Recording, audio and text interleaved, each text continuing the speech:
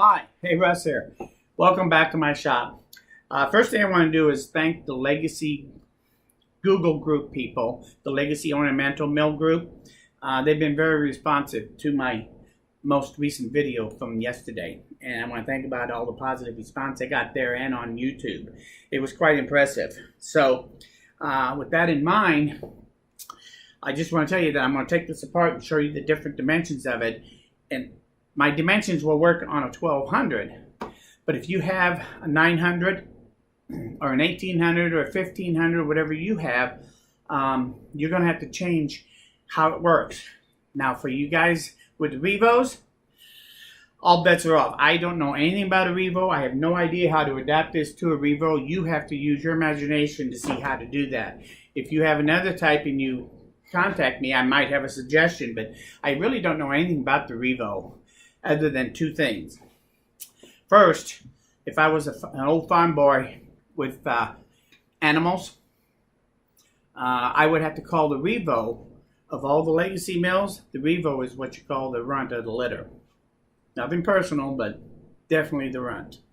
The only other thing I can say about the Revo, quite frankly, after seeing it, I've never seen it working or anybody using it, but just by looking at it, I kind of have to equate it to riding a horse side saddle.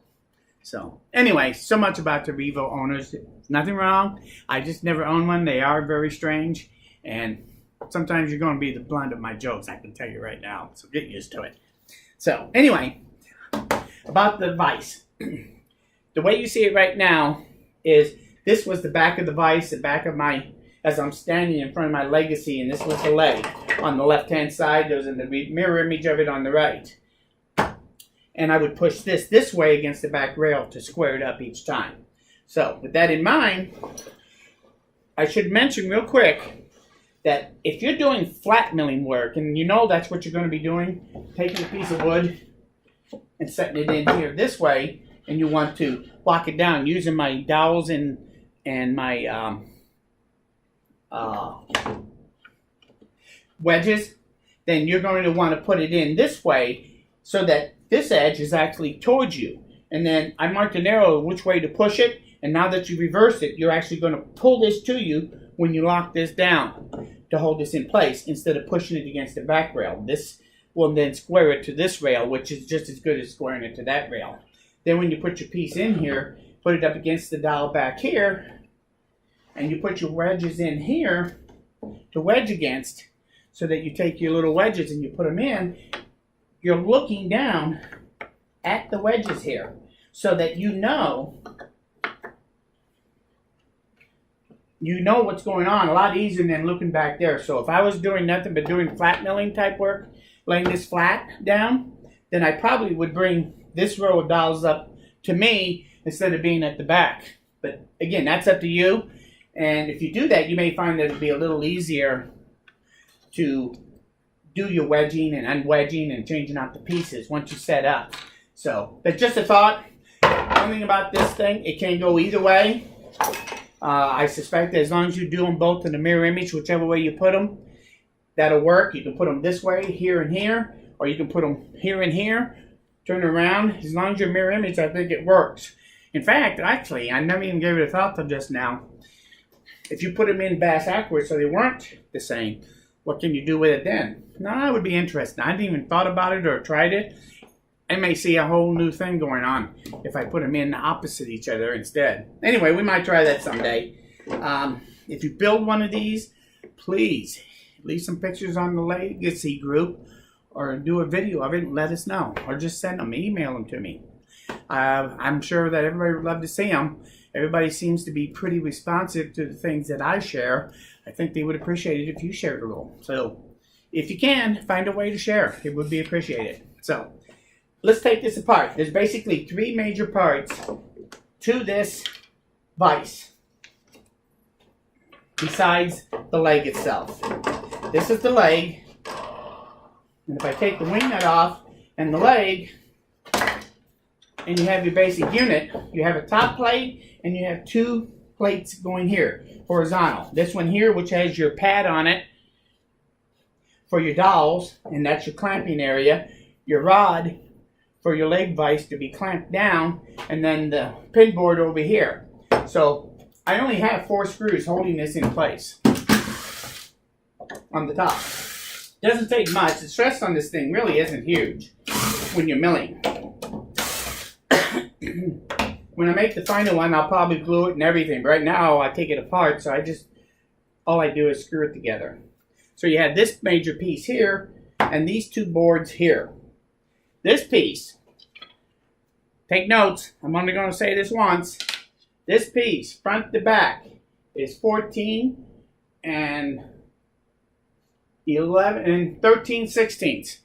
14 inches and 13 sixteenths of an inch long. This way, it's 11 and 7/8 inches long. This board is set back the width of my rail, 1.5 inches, and it's square to my holes so that when I push against here, it squares this thing up to my legacy so that the holes are all square to the legacy. So this board here, it's only a couple inches wide, it's 3 inches thick, it can be anything. It's just like a hook, bench hook. This would be the hook part, but you want it to be nice and straight, and so it squares it up. And that's all there is to the top piece. The board is 5.5 inches in this area across, and on this area is 4 inches, and that'll help you do your cutout that you need to have. And that's the top board. These 2 boards here that butt into each other, they are both 4.5 inches tall. This one is 11 inches long, and this one is 10 inches long. Not real important. I wanted this to be the same from this edge to here, the same as my overall width of my upper pad area. But it's not critical. In fact, it won't be next time because I want to increase the size of this. I'm going to add about 3 inches to this side, and I'm going to put at least 2 more rows of holes along with this. And then I'm going to change these dog holes out, have 3 rows here with the center ones off-centered like I did here. And I'll have 3 rows here, and they will meet up to these rows. And obviously, right in here and right in here, I can't have any dog holes because I have the boards right underneath. So when you lay out your bench dog holes, you have to keep that in mind. Plus, here, here, here, and here line up to the T-tracks when I push this against the rail and square it up so that I can put a T-bolt through here, here, here, or here to lock it down. And that's the whole thing in a nutshell. This piece here, these 2 pieces here, and you have your bolt here. Your bolt is, I've made mine from the top of this board down to the top of that is 1.25 inches to the top of the rod. It's a 5/8 rod. I have 3/4 of an inch on top of this. That makes the top of this rod 2 inches from the top of my table. It's arbitrary. It can be any side, anywhere you want, really. I think the closer to the top, probably the better off, but that's up to you. I actually put this halfway between row 1 and row 2 of my bench dogs here. And I just thought that'd be a good place. Probably if it was a little higher, I think I would like it a little better. But that works. So, it's up to you. On this board here, there's also this cleat that I put in here. And the reason that is here is for my leg vise. It slips onto here, and it rests on top of this cleat, and that helps guide it back and forth. So when I have the top on here, it's sandwiched in there, and that keeps my leg in alignment for when I want to clamp something. And then my pin board determines how far forward you can bring it by where you put your pin. So that's how that works. Pretty simple. Not much holds that in place. It just flops around. I oblong this hole a little bit horizontally to make it able to go this way a little bit better. This was a 3/4 inch hole. This is a 5/8 dowel.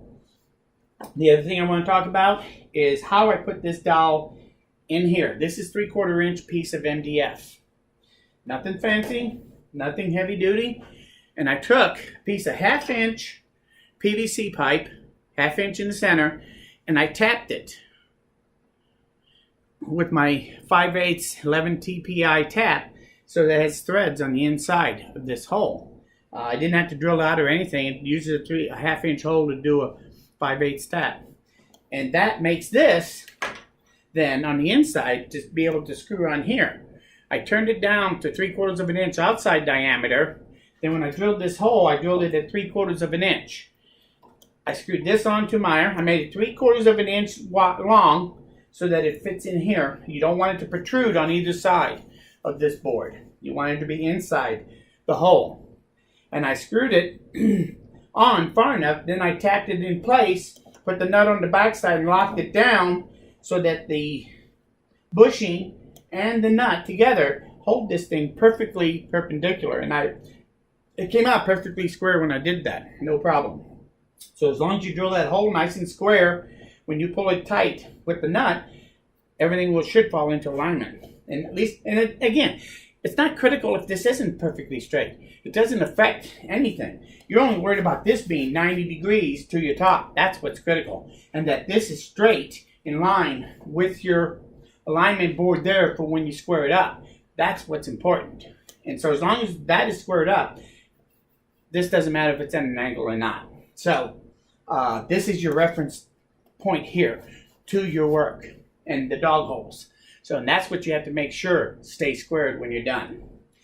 Then to hold everything in place, the last thing I did here is, this is 1 1/4 inch distance. So I screwed down with a 3/16 drill bit and screwed into this rod just a little bit, tiny bit, just enough to make an indentation. Then I took a bolt, cut it out the exact length I need, 1 1/4 inch, 20, and I screwed it down in there and locked it down against here. And this now is locked against there, threaded through this board. And it's strong enough to hold it.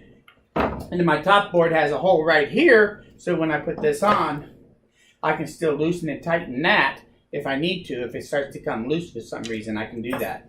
And then to put it together, I put 2 screws here to hold these two to each other. Put this one here, and I got 4 screws in here to hold this. And that's all you have to do to put it together. So it's that quick and easy. Once you cut your pieces out, just that quick and easy, you can have your own horizontal leg vise. Just like that.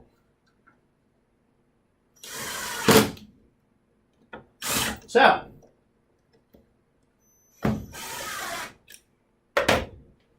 and there it is, back together. So that's how it works. If you have any questions about this, any dimensions, or any ideas about how to make it different, let me know. This is a work in progress. But I do like the way it's going, and I'm always willing to listen to other ideas, believe me. So give me a holler if you have any questions. If you like this video, please say so. And I know I probably won't get many revote votes now. So be it. Anyway, it's okay being the runner of the litter. Don't take it personal. So just go get back out there and ride side saddle. Don't worry about it. So anyway, thanks for stopping by. Most importantly, please come back again, because there's going to be lots more before we're done here. Thanks, and you have a good day.